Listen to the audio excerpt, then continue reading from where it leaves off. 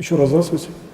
Тема сегодняшнего семинара – это мое учение о Боге, реализация жизни вечной. В данной теме я показываю, каким образом делать управление так, чтобы те события, те явления или даже, так скажем, та информация, которая встречается перед вами в вашей жизни повседневной, чтобы эта информация была реализована как информация именно лично вашей вечной жизни, а также вечной жизни других людей. В целом речь о том, чтобы так в коллективном сознании, вообще в сознании любого человека поставить работу, поставить управление, чтобы понятие вечной жизни было реализовано как обычное, в общем-то, такое нормированное для всех понятие. И когда вот на среднем уровне управления это понятие введено как понятие системное, мы получаем фактически уже устойчивый уровень управления. Вот именно об устойчивом уровне управления, где реализована вечная жизнь, мы сейчас будем говорить, значит, делать одновременно управление. И в принципе разговор такой, что когда вы, например, делаете управление и мысленно продумываете какие-то категории управления, то это тоже, да, определенный ваш личный разговор. Старайтесь работать сейчас словами все-таки, то есть периодически вводить управление так, чтобы слова, которые вы проговариваете, например, мысленно, периодически, чтобы они действовали с точки зрения реализации именно информации вечности. Потому что когда вы работаете через слово, то, вообще говоря, слово, действующее на физическую реальность, это тоже есть управление. Если вы можете, а вы сможете это сделать, это не сложно, вообще говоря, сделать так, чтобы выделить слово и, значит, рассмотреть, как при распространении слова вы реализовываете технологию вечного развития, то фактически вы реализуете вечную жизнь как ту информацию, которую вы привносите, вообще говоря, в информативную реальность, а это значит в любой уровень реальности, в том числе физическую реальность. Поэтому здесь очень важно рассмотреть, что когда вы работаете, например, с физической реальностью, то категории разрушения, вообще говоря, здесь нет, потому что при работе со структурой данной информации необходимо категорию деструкции вывести в уровень, ну, как бы отдаленного управления, то есть при первых признаках каких-то проблемных ситуаций или там деструктивных элементов проявления информации надо уметь делать так, чтобы вы могли эту информацию до уровня ее проявления вывести в структуру нереализации, да, то есть отрицательная информация, негативная информация не должна реализовываться. Поэтому есть первая аксиома в данной системе управления, то, что вы должны уметь распознавать информацию до ее свершения и эту информацию все время переводить в уровень именно вечного развития. В принципе, на самом деле это управление достаточно узкоспециализированное. Хотя понятие там, предположим, вечной жизни это все-таки понятие широкое и относится ко всем областям жизни и развития человека, тем не менее сама технология, она достаточно узко специализированная и прикладная достаточно, поэтому здесь нужно рассматривать, в общем-то, управление как управление технологического типа, и поэтому стараться просто применять технологии управления, потому что в жизни у каждого человека есть достаточно много задач управления, управляющих как бы контекстов действия. И в связи с этим существует, ну, как бы некая внешняя ситуация, да, внутреннего человека. Надо стараться во все явления, какие бы они ни были, вносить именно такой уровень управления, где вечная жизнь реализована. И в связи с этим необходимо рассматривать, вообще говоря, обычные позиции, которые существуют в информации. То есть есть некая там внешняя информация, внутренняя информация, есть просто понятие информации, есть какие-то элементы физической реальности, и надо уметь во все эти элементы вносить систему вечного развития. То есть фактически это выглядит так, что человек, который занимается данной технологией, он способен в любую систему развития, фактически в любую там, физическую вещь, например, да, ввести именно структуру вечного развития. А для этого надо отработать как бы унифицированный уровень взаимодействия с окружающей информацией и уметь привносить вечное, так скажем, в структуру управления. И поэтому отсюда вот следует именно реализация в учении моем о Боге, потому что здесь важно вывести, что реализация вечной жизни в том уровне, в котором она реализовывается от человека, приводит именно к структуре учения о Боге. Потому что Бог именно уже реализовал структуру вечного развития в бесконечном будущем, поэтому получается, что из структуры реализации жизни вечной мы видим структуру действия Бога. То есть развитие данной структуры учения, именно учение мое о Боге, это есть уровень, идущий от действия человека. То есть здесь получается, что мы получаем структуру развития, вообще говоря, структуру учения как элемент действия человека. И совершенно, вот, ну, так скажем, прямым уровнем управления является рассматривать, как делает Бог, то есть как Он вообще реализовывает вечное развитие с точки зрения своей сущности, да, своего миропонимания. И когда вы начинаете видеть, каким образом воспринимается мир Богом, то здесь ну, гораздо проще становится технологический уровень воплощения вот именно вечной жизни, именно реализация. Может быть, здесь, если рассмотреть с точки зрения того, что должен сделать человек, проще было бы, например, рассмотреть более общие там какие-то системы, но в данном случае нам нужно именно увидеть саму суть действия, поэтому нужно обязательно посмотреть, что вообще для Бога есть понятие само, да, вечной жизни в передаче, например, информации, в передаче знаний. И получается, что самый простой элемент действия – это, в общем-то, вечная материя, да, то есть вечно живущий человек, вечная структура созидательного развития, отсутствие там, деструкции, разрушения и так далее.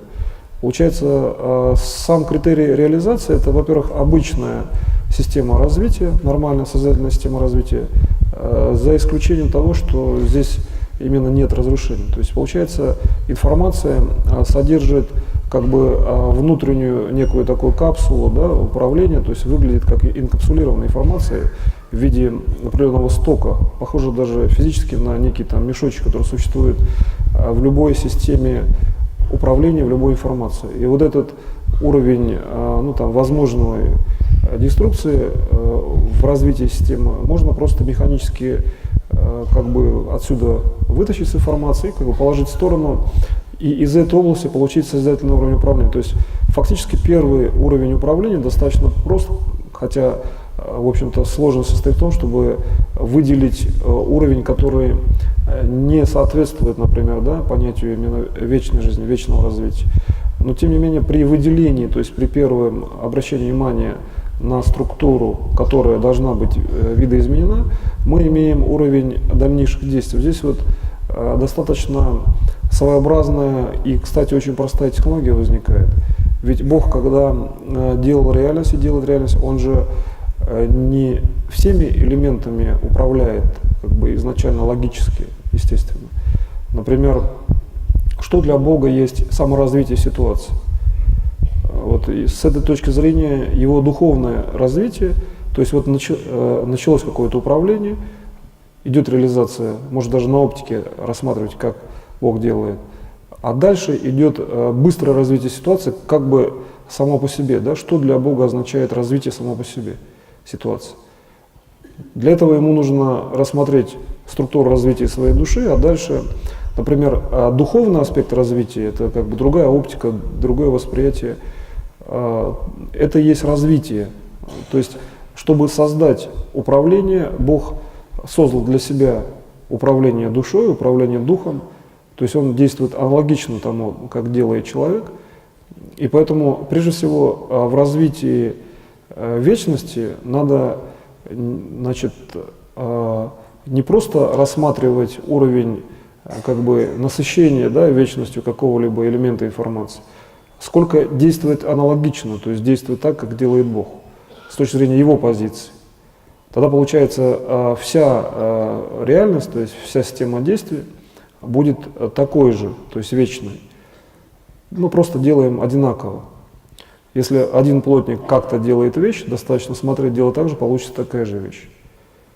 И не надо в структуру вещи вводить дополнительную жесткость древесины. Да? То есть получается, что второй уровень управления, который стоит, в принципе, как бы до уровня информирования даже по духовному статусу, значит, это есть аналогия с действием, как делает Бог. И чтобы аналогично действовать, мы должны знать всю реальность вперед и должны знать, как проявиться. Да? Бог же проявляется, Он смотрит свое собственное проявление. Вот для Бога что есть вообще реальность? Это Его собственное проявление. Как видит человек свое собственное проявление? Он что-то делает, у него какие-то творческие успехи и так далее, он проявляется для себя. А вот проявление Бога – это визуализация, да, на информации, то есть Бог видит, например, там, свое будущее абсолютно, и при этом Он видит одновременно будущее всех людей. Вот при каком уровне, например, задач, получается, возникает неизменность в действии Бога. Бог может все всегда сменить, да, но почему существует там прошлое, будущее? Потому что есть ответственность Бога перед людьми, если есть некое управление, есть некие задачи, которые хотя бы перед одним человеком стоят, реальность уже не меняется с точки зрения бесконечного развития. То есть это фиксированный статус реальности, который возник на передаче, например, слова, да, там, бесконечное будущее, вечное развитие, или просто вечность, слово вечности. Тогда получается, что отсюда мы имеем статус организации общества, организации реальности по уровню тому, что информация обозначена и она передана. Если информация обозначена, то она кому-то передана. Просто так она не может быть сформирована. И вот здесь мы приходим к достаточно, опять же, специальной, узкой области управления. Информация практически начинает организовываться, когда есть кому передать. Вот если передать, например, некому, информация не организовывается. Вот обратите внимание, что информация складывается в пространстве информации только в случае наличия, ну, как бы потребителя, да, информации. Значит, и если мы хотим понять, ну, чисто произвольный пример, например, что можно различное иметь мышление, различные системы строить управление, но ведь если есть хотя бы один человек, который может воспринять, или вообще говоря, первый родившийся человек, то получается все равно уже есть потребитель информации. И здесь возникает некое такое свойство информации вечного развития, что тогда является как бы абсолютно неизменяемым, потому что стоит только в этой системе найти как бы неизменяемый сегмент информации, которая именно вечна, то получается можно эти свойства передать в ту систему, которую мы хотим. Ну, конечно, она должна быть, во-первых, макросозидательна, просто созидательна и так далее. И вот здесь, чтобы не усложнять вот это управление в плане, там, например, детализации, в плане том, чтобы это был не только вариант творческого управления, а вообще системный вариант управления в любом случае, здесь можно рассмотреть свою собственную концепцию действия. Так вот, чтобы получить вечное развитие, вечность фактически в информации, именно реализовать вечную жизнь, нужно, во-первых, именно в действии уже, потому что я говорил о статике управления, действуя так, как делает Бог. Это все-таки определенный уровень как бы статического плана управления, то есть некая договоренность. Да? А в действии человек должен видеть свое собственное действие. Вот здесь вот некая такая тонкая грань. Ведь Бог тоже видит свое собственное действие. Но Он же един Бог. То есть Он не работает в виде там, увеличения количества действий. Да? Он в одном действии видит и свое действие, и начало его действия, это есть его как бы следующее действие. То есть получается, что мы должны видеть фактически на уровне управления, мы должны видеть в бесконечном удалении свое первичное действие. То есть это все равно, что встать в уровень самоорганизации, вот когда был создан человек, и увидеть свое собственное бесконечное развитие. Кстати, так бывает в момент именно рождения человека, ну, биологического рождения. Как только первый вдох делает ребенок, значит, и вот получается, когда вы рассматриваете структуру бесконечного развития, вы можете контролировать всю реальность, то есть в первый вдох и контроль всей реальности до рождения, да, до зачатия человека, это уровень работы души, а душа бесконечна, получается, что мы приходим, на логике просто, мы приходим к вечной душе своей, которая находится там в бесконечном уровне удаления от, например, импульса сознания, от любого уровня реакции человека. И получается, задача упрощается. То есть она вообще проста задача, как оказалось. Чтобы иметь вечное развитие, достаточно увидеть свою собственную душу в бесконечности, где она уже есть, с точки зрения как бы текущего времени. Тогда надо рассмотреть, что есть текущее время, то есть откуда оно формируется и почему это, ну, как якобы там представляет какую-то сложность. Любой человек, который обладает восприятием, а восприятием, естественно, обладает любой человек, он может увидеть. Кстати, это достаточно сильный уровень самоуправления. То есть это говорит о том, что любой человек может самоорганизоваться. Достаточно просто поставить перед ним так задачу. И если не он, например, сам это делает, то ему можно задачу передать, ну, в виде там схемы действия, в виде собственного действия. Ведь часто управление, например, структурой здоровья человека, то есть оздоровление, например, это есть действие все-таки личное. То есть человек может делать управление, где фактически он, ну, можно так сказать, показывает просто траекторию развития другого человека на уровне, например, ну, типа какой-то схемы, да, просто не то, что там даже лечит, скажем так, а показывает, как нужно делать, и другой эти знания просто перенимает другой человек. То есть, ну, передается некий пакет знаний, и человек начинает эти знания использовать. Так вот, именно в момент передачи, то есть когда вы рассматриваете передачу знания, то есть между начальным импульсом передачи и между конечным, где знание не определено еще, вот именно существуют очень высокие скорости, когда мы контекст знаний как бы не вырисовываем. Мы можем видеть начальную точку знания, да, что мы передаем, ну, какое-то слово. Можем видеть, как воспринимается слово. Но вот как оно передается, нам не обязательно воспринимать. И вот этот элемент, это есть первый элемент построения той реальности, где реальность является именно вечной реальностью. То есть отражение всех систем мира в структуру сверхвысоких скоростей, фактически, ну, отражение на душу Бога, так скажем, да, где Бог уже принимает решение. Там мы можем иметь тот элемент вечности, который воспринимается. То есть управление в структуру развития вечности – это технология, это действие конкретное. И, кстати, если эту величину перенести, например, в ядерный реактор, он не взорвется. То есть можно взять уровнем этой субстанции, насытить просто реактор, и там, насытить там ядерную бомбу, чтобы не было взрыва. Если это будут делать многие люди, то не только не взорвется, а начнутся социальные процессы, которые выводят это оружие. И, кстати, поэтому, вот, например, у меня например, в программе политической партии «Друг» есть как раз вывод ядерного бактериологического химического оружия. Причем вообще за пределы, значит, даже тех орбит, с которых возможен был бы уровень там, использования в направлении Земли.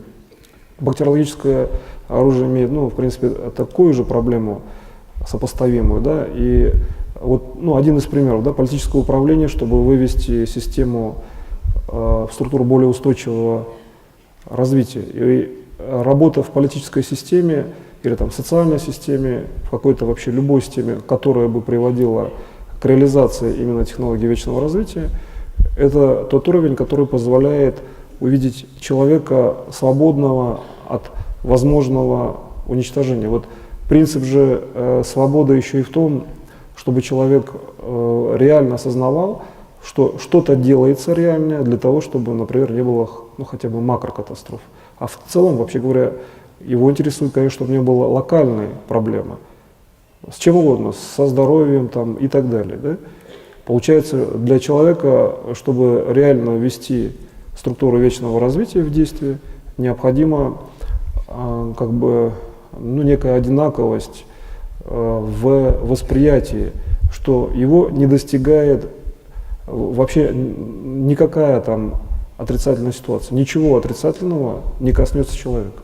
И вот здесь получается, что мы находим ну, внутреннюю систему, внутреннюю позицию человека в том, что так же, как Бог себя и чувствует в определенном уровне управления информацией, то есть он недостижим для поражения, да?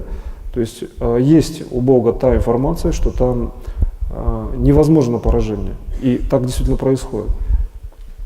И получается, что здесь мы имеем сходный аспект управления. Вот когда человек в динамической системе находит для себя этот статус, то он практически переходит в эту же систему управления. И вот, кстати, можно это сделать, например, сейчас, выйти в систему управления, где нет доступа к поражающим факторам, и эта система достаточно конкретно, в общем-то, совершенно действует, долго причем. То есть достаточно в будущем в этот статус выходить человеку в случае, там, если даже в будущем он видит сложные ситуации, кстати, не только у себя, там, у других людей, и эта волна распространяется достаточно быстро, объективно. То есть уровнем управления в данном случае является просто-навсего нахождение точки управления, где нет поражающих каких-то отрицательных факторов. То есть это система динамики, да, система развития, система некого поиска, который не обязательно делать там постоянно.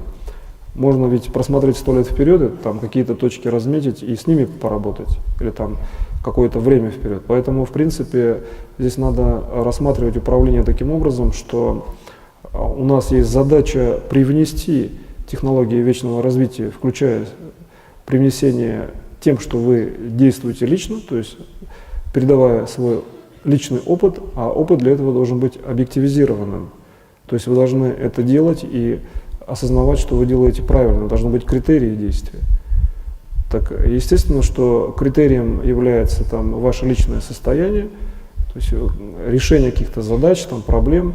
То есть некая обычная деятельность, ну, может быть, не совсем там какая-то обычная с точки зрения человека, там, но именно та деятельность должна быть, которой занимаются, ну, практически все люди, да, то есть любая деятельность с точки зрения Бога, она является той, которую, конечно, он сам делает человек, но в принципе все-таки Бог дает равные позиции, причем всем людям. Вот на принципе равности можно увидеть еще более глубинную основу именно вечности жизни.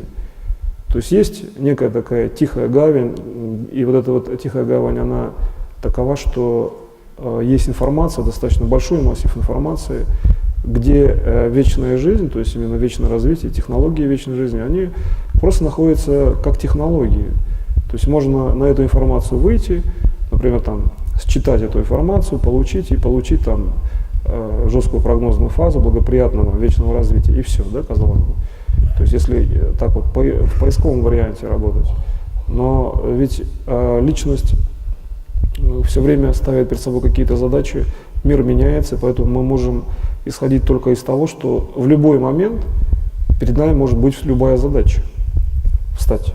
Значит, и в соответствии с этим, просто если мы имели время, там, предположим, какую-то информацию изучить, применить, где есть, ну, некие гарантии, так скажем, да, что в следующую секунду или там, через миллион лет не нужно будет принимать совершенно какие-то другие там, решения в плане управления, имеется в виду, какие другие технологии новые, да, например. То есть здесь важно отработать свой личный статус управления, а не статус как бы забора информации или там объема информации. Здесь нужно, чтобы человек лично находился в реализации именно вечной жизни. Вот, например, Бог, Он постоянно реализовывает структуру вечного развития. Если мы просто пронаблюдаем, как происходит, например, управление с точки зрения развития атома, там, молекулы, какого-то вещества, то получается, что это действие можно как бы отследить, вообще говоря, где при, например, движении какой-то микрочастицы, например, там, протона, или есть вариант, предположим, нейтрина или электрона, где происходит связь между Богом и вот этими частицами. То есть как он, в какой момент Бог осуществляет движение, да, в условиях, когда большое количество процессов происходит вообще в мире.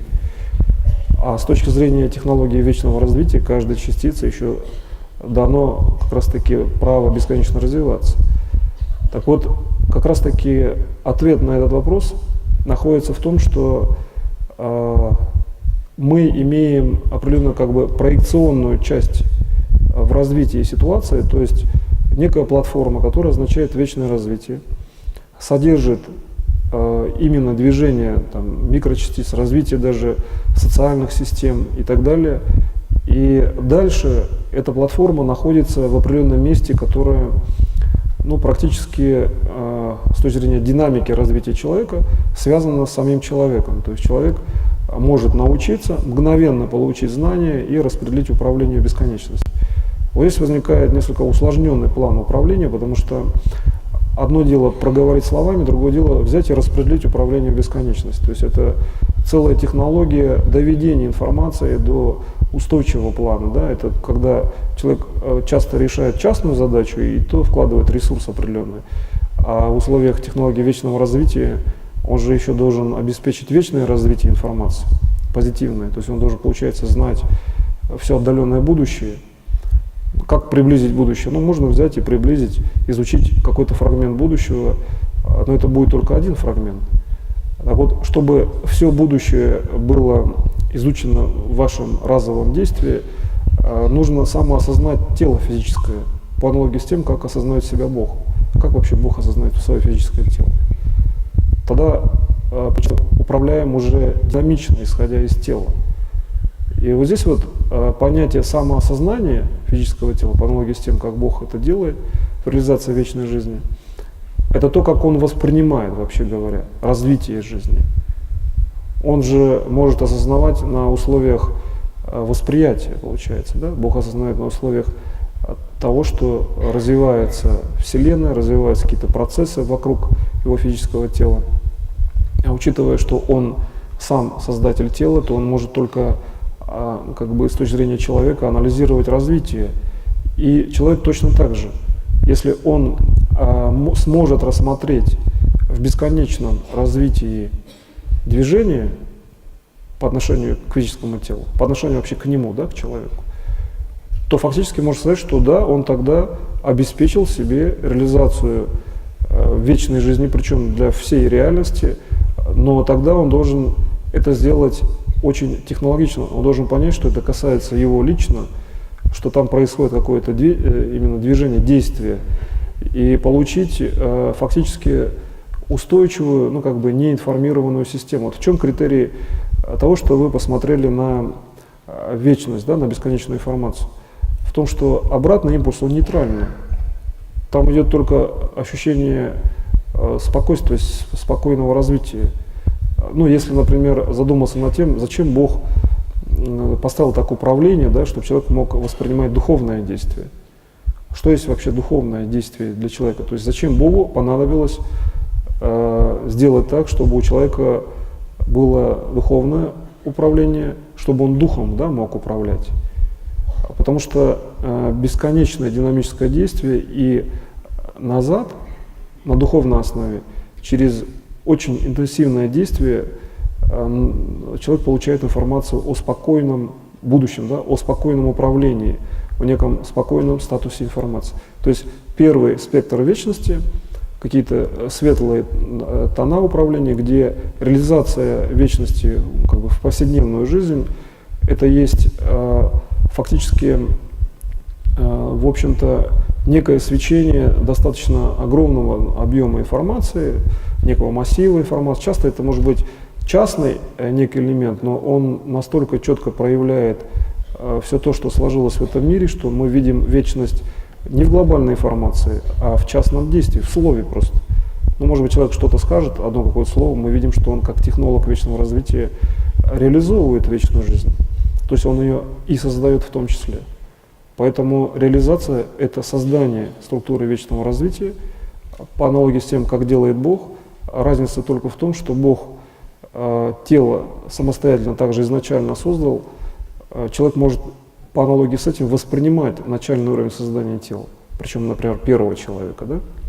То есть фактически он может видеть то, как человек, в общем, другой рассматривает свое тело, и может видеть, как Бог свое тело изначально создал. Эти знания же, они открыты, никаких запретов нет.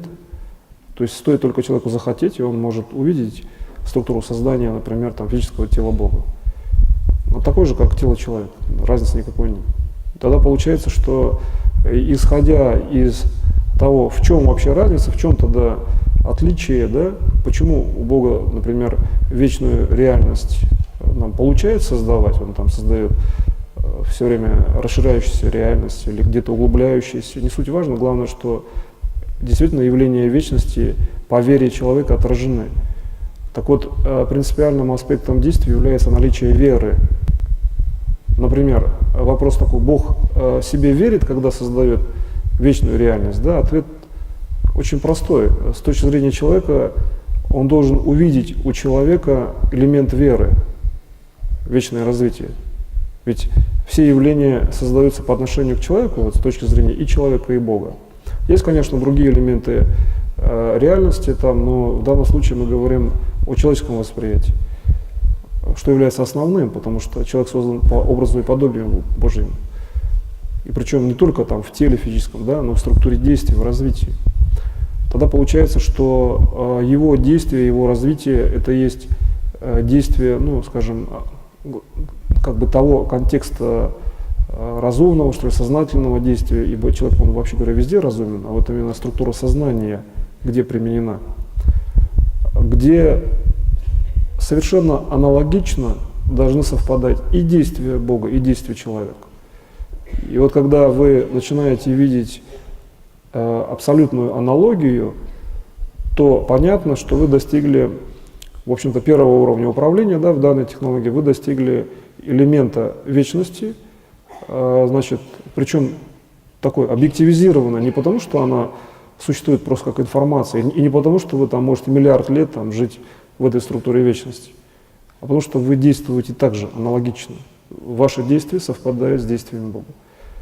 Когда вы начинаете анализировать, а где отличие? Вот я просто специально дальше пошел на вопрос, логический может быть вопрос. Например, вот действие Бога, действие человека. Если они совпадают, в чем тогда разница? Одно ли это вообще действие? На самом деле это, конечно, разные действия. Вот поэтому совпадение только в том, что человек понимает Бога.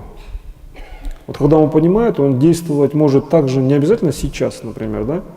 Он может действовать в будущем так же, как действует Бог, хоть через 100 лет.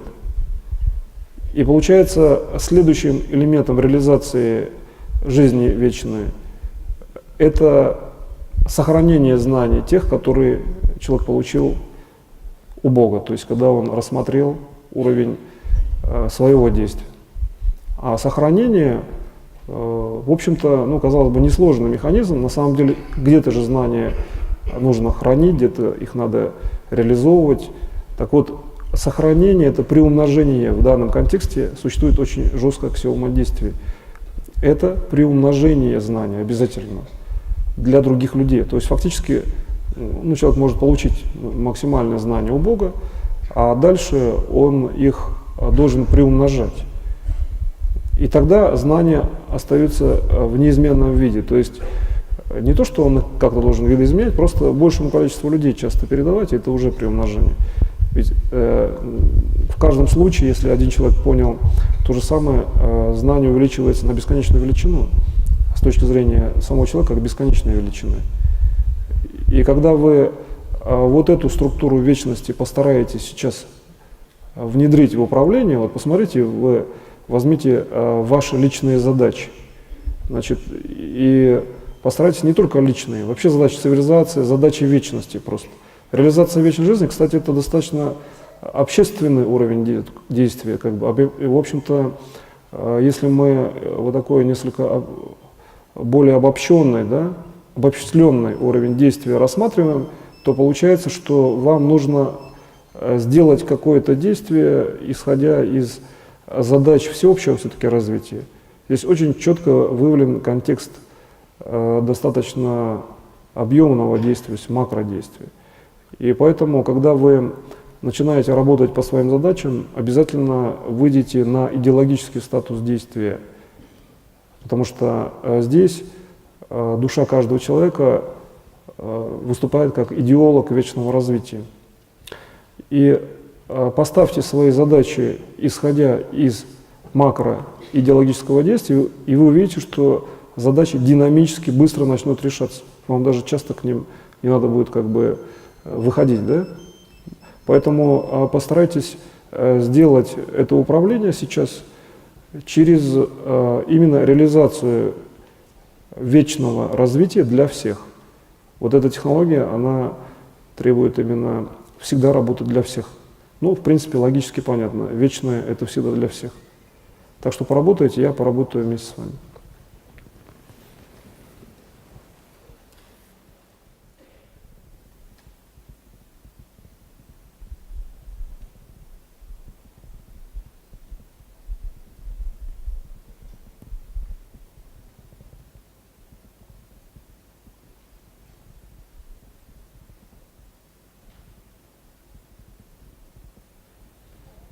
Кстати, с информацией вечности работать достаточно интересно. Вот обратите внимание, что работа с реализацией вечного развития — это достаточно интересная работа. То есть там работать достаточно увлекательно, потому что массивы очень большие, да, работы, и работа реальная для всех, то есть работа воспринимается как структура, ну, как бы обобщенного управления, где реальность выявлена в первую очередь более, что ли, характерна для той ситуации, когда вы помогаете сразу многим.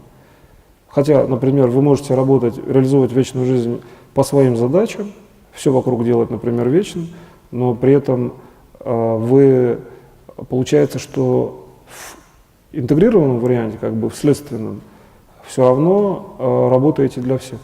Любой уровень вашего действия является уровнем, который практически имеет вечное развитие. Вот в чем особенность данной ситуации. Ведь Бог, сделав единое первичное действие, реализовал вечное развитие мира.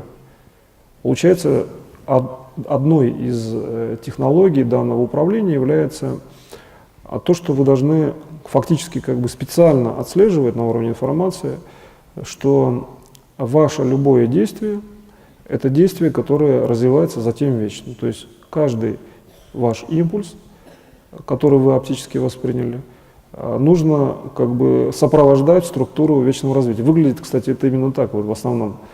То есть есть первичный импульс, ну, выражающий какое-то действие.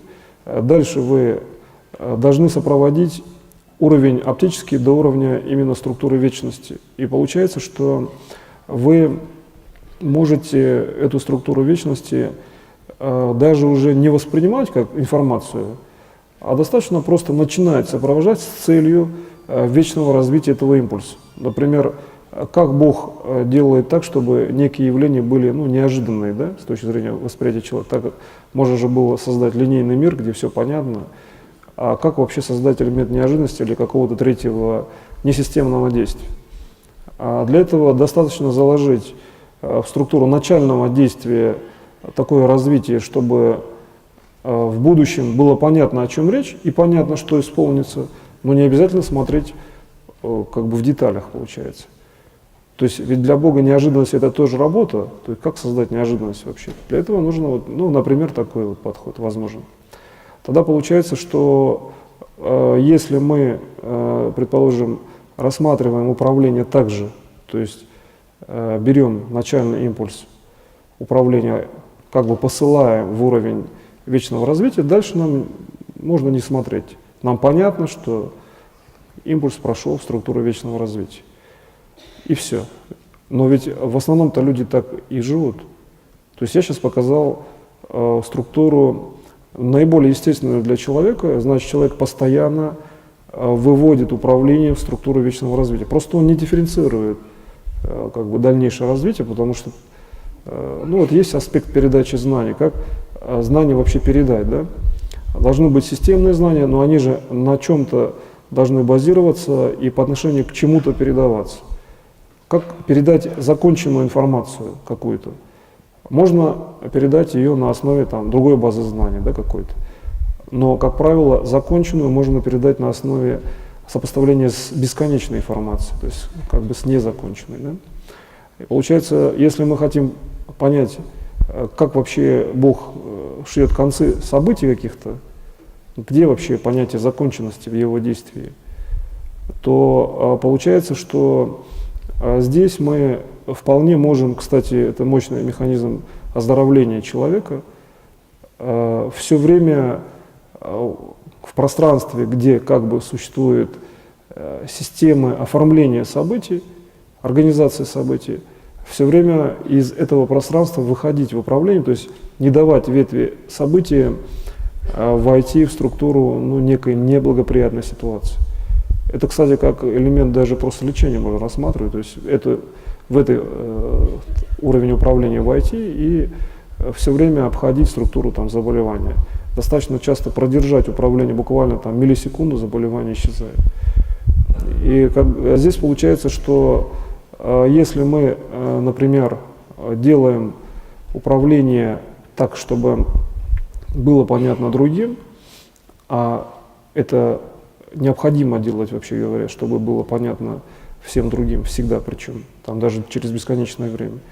То есть это можно не обязательно там, конкретно в виде каких-то управляющих, ну, например, это не только лекции, не только управляющие какие-то системные уровни, часто это просто передача тоже знаний в тот уровень, в который все равно передаются знания о том, что человек постиг. То есть Бог сделал так, этот мир, что все лучшее, что человек постигает, моментально выводится в уровень максимально быстрого распространения информации. То есть это выглядит так, что это дает сам Бог, да? Человек постиг, но Бог и отправляет информацию назад, как бы. Значит, а на самом деле часто человек получает информацию себе же, например, в клеточную систему. Потом такой человек, если он находится ну, в частном контакте с людьми, он быстрее даже на клеточном уровне свечения передает информацию. Даже, кстати, у такого человека видно, что на клетках идет повышенная концентрация как бы носителя информации. То есть даже по свечению можно определить.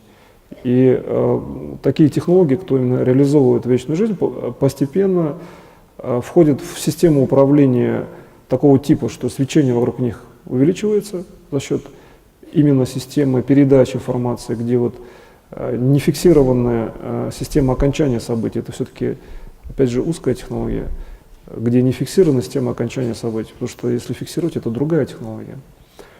А затем они, передавая управление, постепенно выходят в общий фоновый уровень и, в общем-то, как обычные люди, правда, еще быстрее начинают передавать знания, но уже вот этого фонового уровня нет, да, локального свечения, где концентрация высокая. Можно даже понаблюдать, кто занимается именно технологиями реализации вечной жизни, вначале вот имеет такие вот, в общем-то, как точки омолаживания фактически в организме, такие системы.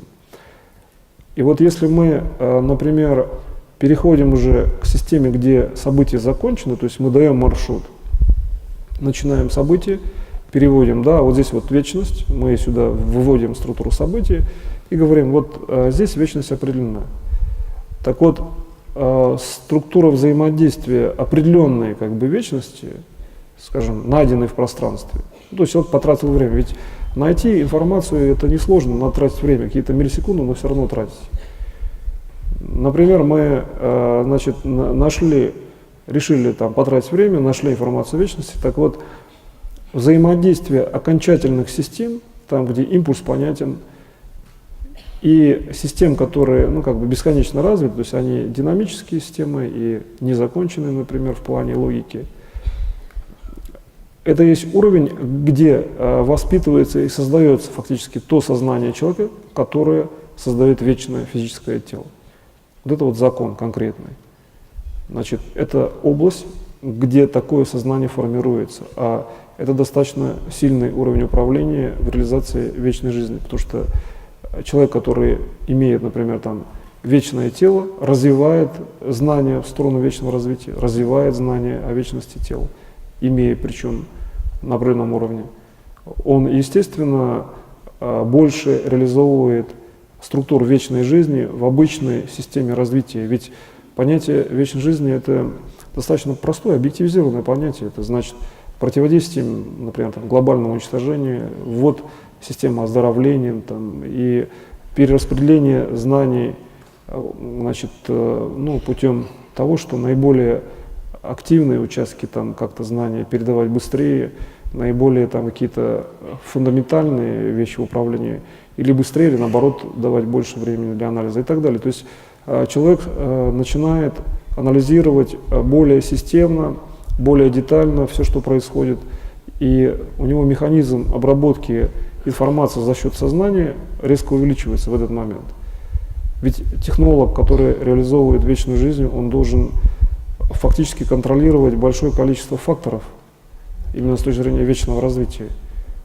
Например, технолог, который отработал нишу вокруг себя, и там, где он появляется, да, реализовываются элементы вечной жизни, там же должны быть исключены элементы более ранней деструкции мира, то есть, значит, это воскрешение, которые должны состояться под контрольным уровнем анализа даже, как они происходят.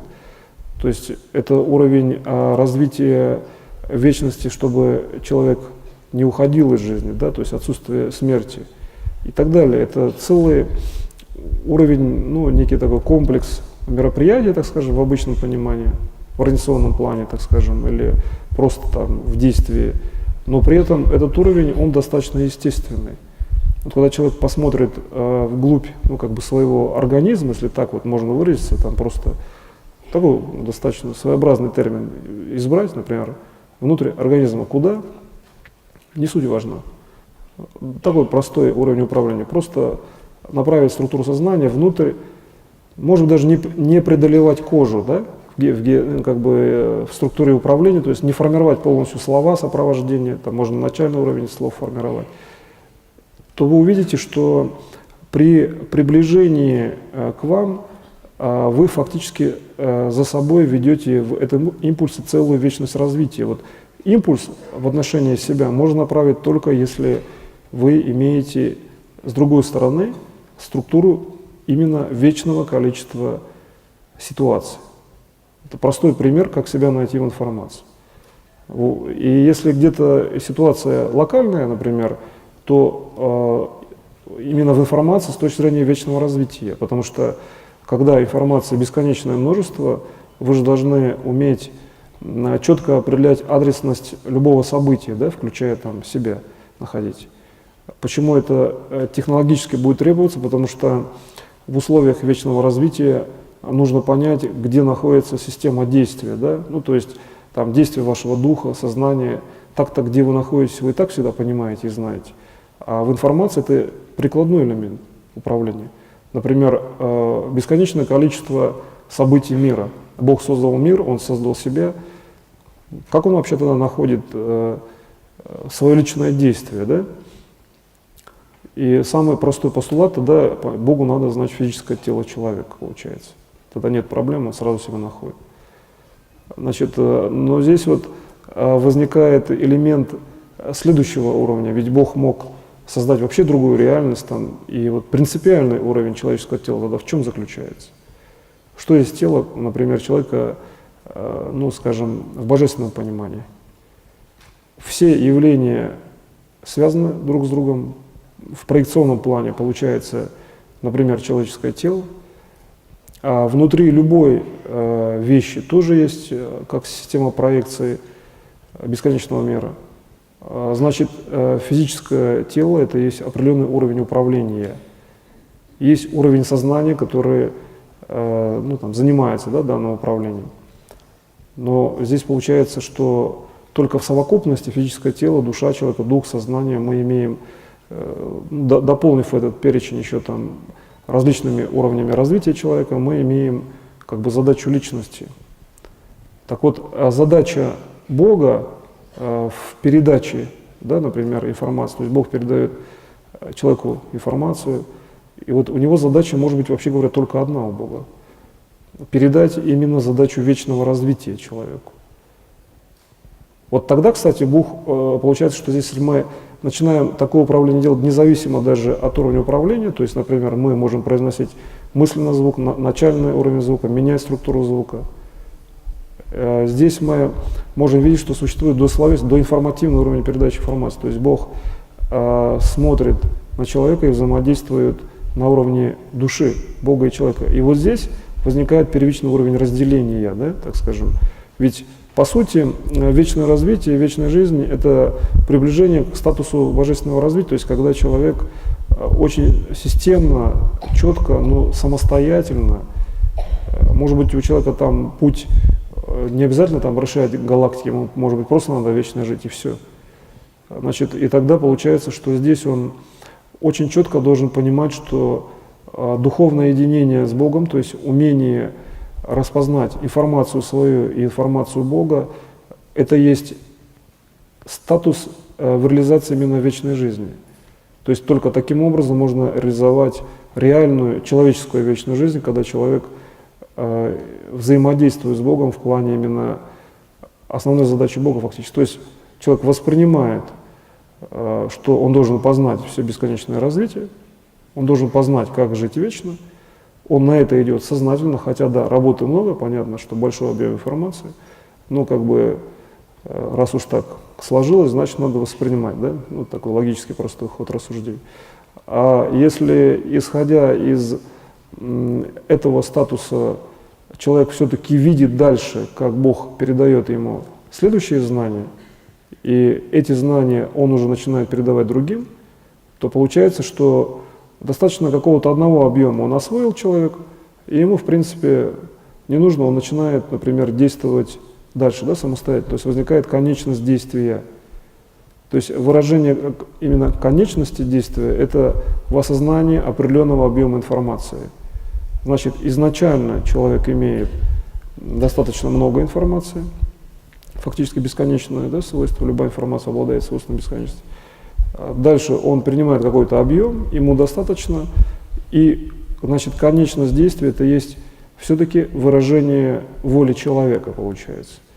Человек сам находит в структуре бесконечной информации, в структуре вечной жизни именно конечные элементы, те, которые его интересуют. И как он, например, их находит? Вот с точки зрения вечного развития, например, там, структура воскрешения – это все-таки восстановление статуса бесконечности. Структура достижения действия какого-то в какой-то момент – это как раз-таки развитие, предположим, в какой-то конкретной координатной варианте. То есть вы начинаете делать управление, достигаете управления до какого-то уровня, выводите управление, чтобы, например, вы получили не только конечное действие для себя, да, но определили критерии, вот почему вы за такое-то действие получили какой-то результат, то есть в какое-то конечное действие вы получаете результат и так далее. И таким образом мы видим, что в структуре вечного фактически развития человек сам себе выбирает структуры, ну, как бы локализации. Но можно, значит, выбирать какие-то локальные системы развития, то есть как бы локализировать информацию, но при этом не преуменьшая статуса все-таки вечности, то есть не сходя с дороги вечного развития. Значит, можно выбирать, но при этом структуру вечного развития все время фиксировать как структуру основную. Тогда получается, здесь, в любом конечном действии, вы имеете очень мощный ресурс возобновления, например, сил, да? Восстановления здоровья, там, излечения других людей и так далее. Неумирание, например. Да? И когда вы вот здесь вот, ну, учитесь фактически и умеете, научиться, кстати, несложно, видеть вот эту внутреннюю линию именно бесконечного развития в любом, как бы, конечном действии, то есть вы на действие смотрите как бы с внутренней стороны. Вот некая сфера информации, действие означает там сегмент сферы, И смотря изнутри, можно все-таки находиться в центре сферы вечного развития, ну так вот в геометрическом аспекте, хотя можно делать не конкретно так, а хотя бы приблизительно, то получается, что вы постепенно привыкаете к мысли, что любые ваши действия, какие бы вы ни делали, постепенно приводят к тому, что вы все-таки реализовываете систему вечного развития в любом действии. И этот признак как бы концентрации, да, направленный на это действие, признак единения фактически определенного уровня, так скажем, интеллекта, так скажем, всех людей в коллективном сознании для этой цели, реализовывает то, что именно реализация вечной жизни для всех – это часто простая передача знаний, причем словесного часто типа. То есть ничего там другого, кроме как в словесном варианте, знать, может быть, здесь даже и не надо. И вот тогда мы приходим к тому, что для реализации именно вечной жизни в любой системе развития цивилизации, вообще в развитии мира, требуется словесное действие, то есть именно законченное, выраженное человеком. То есть мы видим переход влияния от слова, то есть озвученной системы, на всю внешнюю реальность, которая вообще, может быть, не связана, казалось бы, со словом, там какая-то часть природы и так далее, животными, растениями.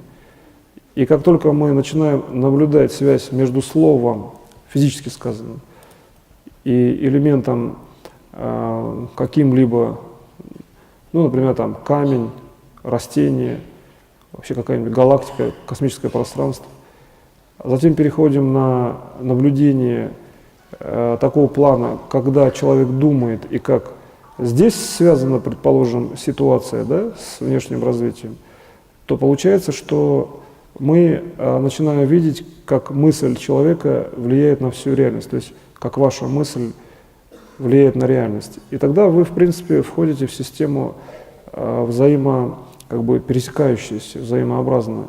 Вся внешняя реальность, бесконечная реальность, взаимодействует с вашим мышлением, что есть бесконечность, то есть вечное развитие, и одновременно ваша реальность мышления влияет на вечное развитие. То есть, получается, возникает естественное состояние управления.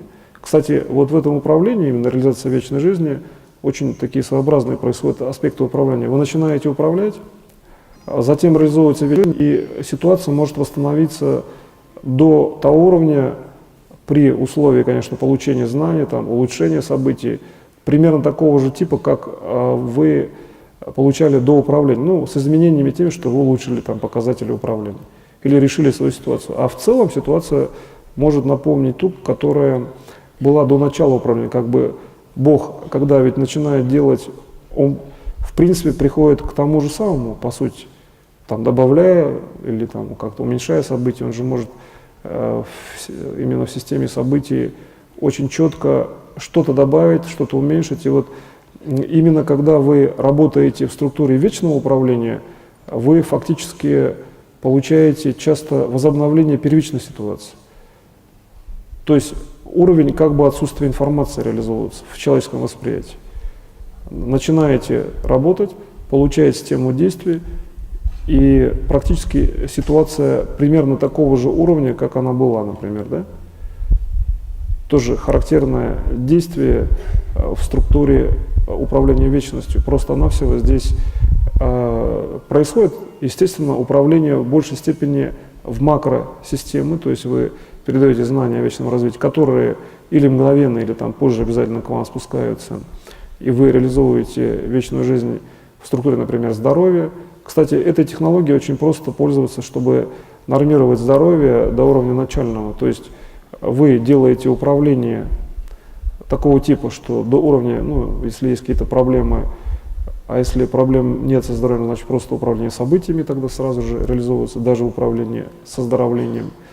Вы делаете управление через систему вечного развития, а затем получаете первичный статус, ну, отсутствие, да, там, заболевания, например.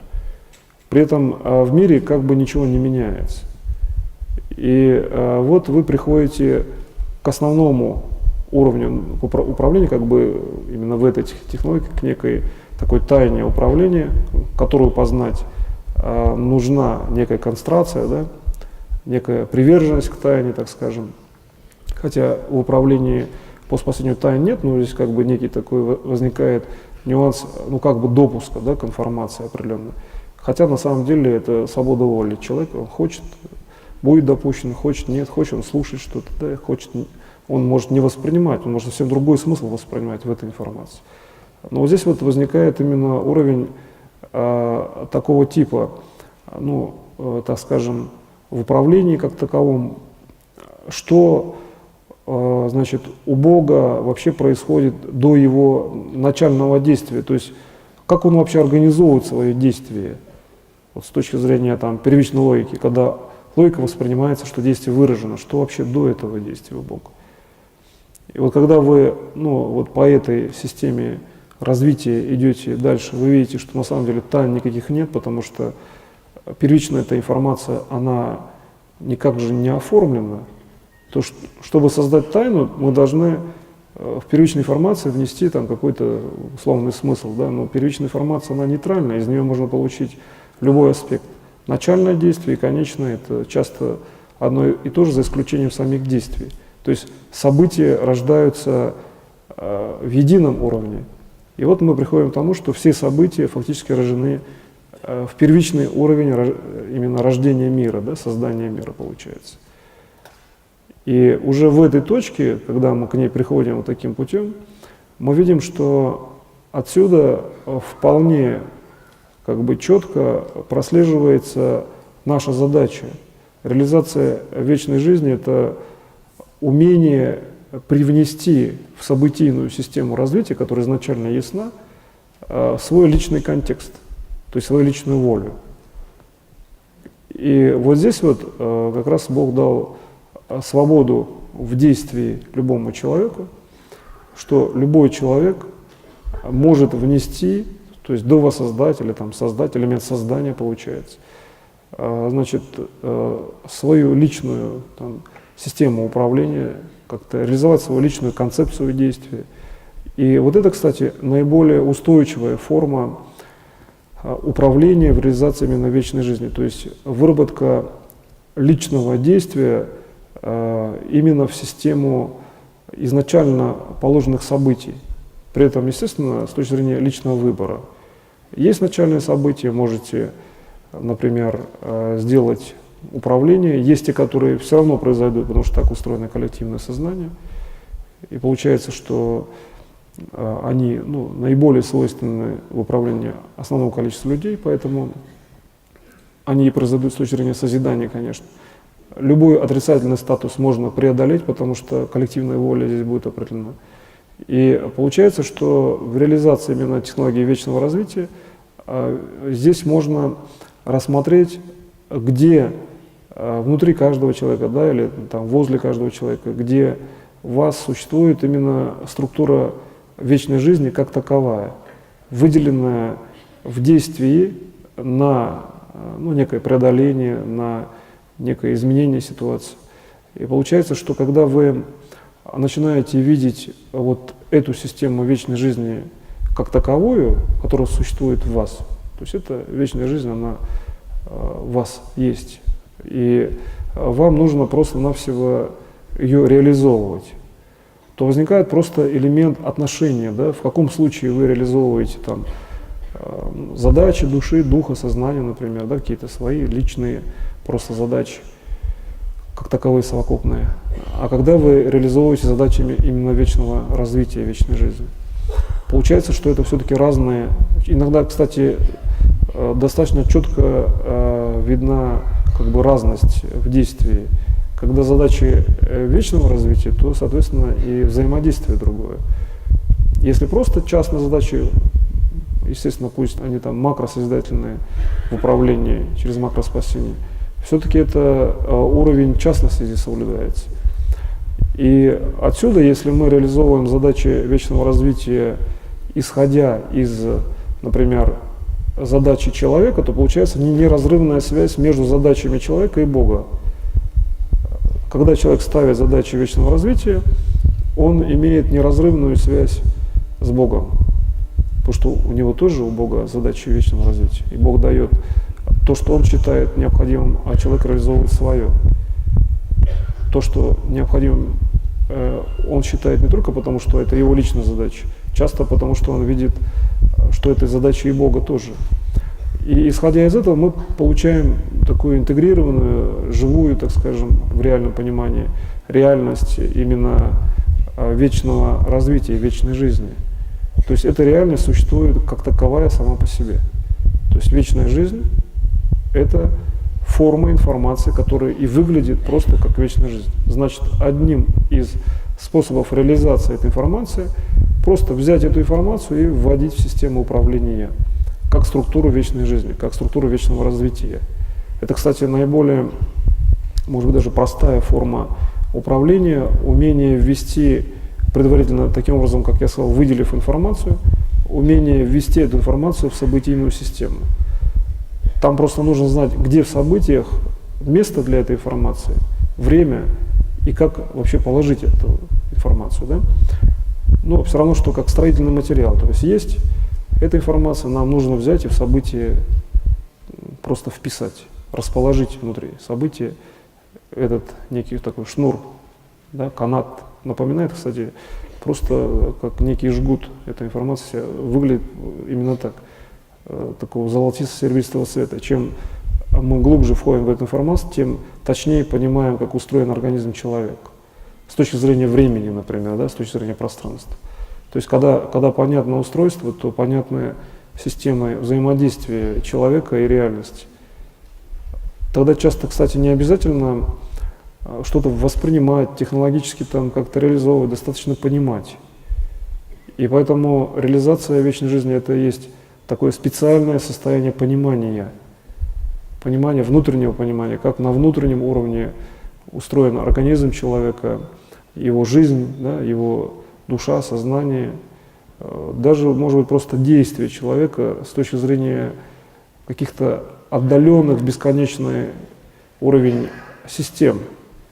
И вот здесь очень важно, что когда вы начинаете видеть бесконечное удаление, то надо видеть себя в неизменном виде, опять же, в информации. Вот, например, Бог, Он создал всю реальность.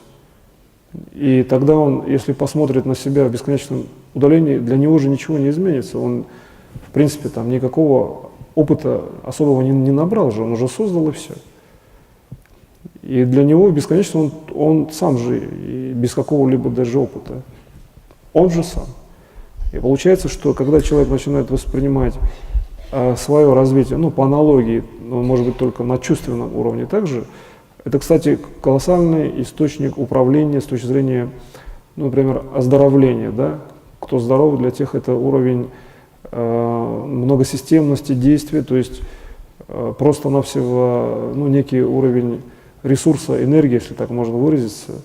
Именно вот этот уровень контроля, что при реализации вечного развития человек не изменяется в основной сущности. Конечно, человек меняет уровень управления, то есть обогащается знаниями и так далее, но при этом он не меняется в структуре вечности как таковой. Потому что он же и есть вечность, он не может меняться по отношению к такой же величине. И вот этот принцип неизменности человека и вечности – это очень жесткий, фиксированный, совершенно однозначный статус, который очень четко определяет, что да, жизнь вечная человека внедрена, хотя бы вот в тот момент, в который он ввел, да, а здесь, если он видит, что он внедрил, то это же имеет бесконечное развитие, это не просто один момент, это все равно к нему вернется, в его собственных же знаниях. И когда, например, дальше, если мы рассматриваем это управление таким образом, что, это как, в общем-то, я сказал, некая тайна выглядит, что человек просто самопознает, да, себя в бесконечном удалении, хотя на самом деле это не тайна, а что есть тайна, это просто уровень следующего знания. Там, если он уже открыт, это уже не тайна. Чтобы не было тайн вообще, там, именно в системе бесконечного развития, то достаточно в тех случаях, когда определенный уровень знания уже реализован, да, например, и этот уровень знания становится известным, то, значит, достаточно опорный уровень управления делать на тех знаниях, которые известны. То есть одному человеку стало известно, ну все понятно, да, в какой-то момент. Там, человек выучил таблицу умножения, ему понятно, как можно, опираясь на эти знания, сделать весь мир устойчивым. Вот с точки зрения Бога, достаточно ему было понять один элемент мира, и он сделал весь мир устойчивым. Чтобы его понять, он сделал так, что он его понял. Он все создает. И вот когда мы начинаем детализироваться в систему управления так, что все то, что мы, например, делаем, да, все то, что мы сами создаем, мы можем понять так, как нам это нужно, то есть как мы хотим в этой системе реальности, то есть мы создаем понимание собственное, то получается это уже уровень, который совершенно автономно реализовывает структуру вечного развития. То есть здесь получается, что вы можете за счет того, что вы понимаете какую-то структуру, а с точки зрения Бога все равно вы имеете те же самые знания бесконечности, именно вечности, то любое производное понятие – это есть то, что вы создаете. То есть вы можете войти в структуру создания любой ситуации, и вот здесь вот возникает достаточно серьезная система управления. Вы можете видеть, как вы влияете на любую ситуацию.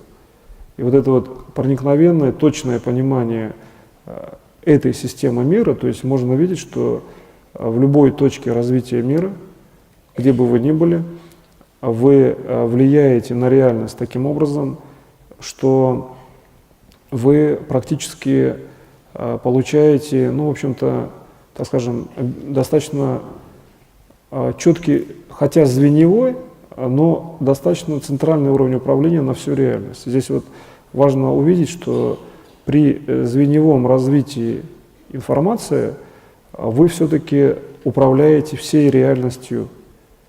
И вот когда это действие у вас осуществляется на человеческом уровне, тогда, естественно, вы реализовали законы вечного развития, то есть вы управляете в любой точке так же эффективно, как если бы вы управляли в центре мира. Тогда получается понятно, что вы тогда вечно живете, вы реализовываете вечную жизнь для всех элементов реальности, потому что любая там внешняя точка управления – это есть также фундаментальная область управления. На этом я сегодня семинар заканчиваю. Спасибо большое за внимание.